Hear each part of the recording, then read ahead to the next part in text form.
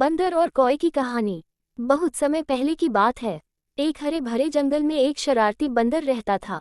उसका नाम चंचल था। चंचल को उछल कूद करना, दूसरों को परेशान करना और बिना मेहनत के खाना पाना बहुत पसंद था। वह अक्सर दूसरे जानवरों की चीजें छीन लिया करता था। उसी जंगल में एक ऊंचे बरगद के पेड़ पर एक समझदार कौवा रहता था। उसका नाम बुद्धू था। बुद्धू बहुत सोच समझकर काम करता था और किसी पर जल्दी भरोसा नहीं करता था। एक दिन गर्मी बहुत ज्यादा थी। बंदर चंचल को तेज भूख लगी। वह बहुत देर तक इधर उधर घूमता रहा, लेकिन उसे खाने को कुछ नहीं मिला। थक हार कर वह बरगद के पेड़ के नीचे बैठ गया, जहां कौवा रहता था। चंचल ने ऊपर देखा और मीठी आवाज में बोला, कौए भाई, आज बहुत भूख लगी है। अगर तुम्हारे पास कुछ खाने को हो तो दे दो। कौए बुद्धू के पास रोटी का एक टुकड़ा था, जो उसे गांव से मिला था। वह बंदर की आदतों से अच्छी तरह परिचित था। उसने सोचा, अगर मैंने इसे पूरा खाना दे दिया तो यह और मांगने लगेगा। फिर भी दया दिखाते हुए उसने रोटी का छोटा टुकड़ा नीचे गिरा दिया। बंदर ने रोटी उठाई, सूंघी और मुंह बनाकर बोला, इतनी छोटी रोटी, इससे मेरी भूख कैसे मिटेगी? तुम्हारे पास और होगा। कौवा मुस्कुराया और बोला, बंदर भाई, जरूरत से ज्यादा मांगना अच्छी बात नहीं।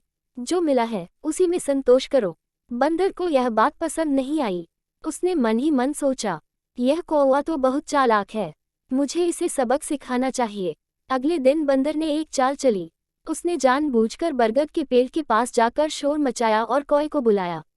जब कौवा आया तो बंदर बोला, कौए भाई, आज मेरे पास बहुत सारे मीठे फल हैं।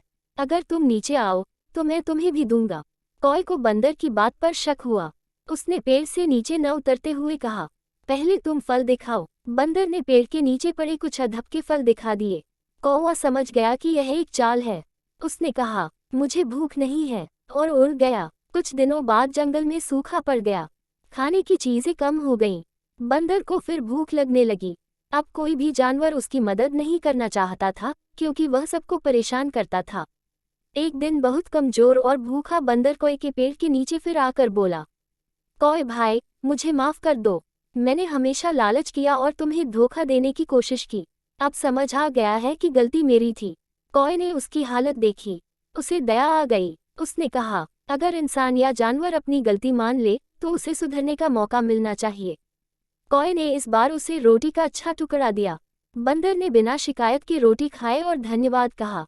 उस दिन के बाद बंदर चंचल बदल गया। वह अब लालच नहीं करता था और मेहनत करके भोजन ढूंढने लगा। धीरे धीरे जंगल के सभी जानवरों का उस पर फिर से भरोसा हो गया। शिक्षा, लालच और छल से कुछ नहीं मिलता, लेकिन संतोष, ईमानदारी और विनम्रता से जीवन सुखी बनता है।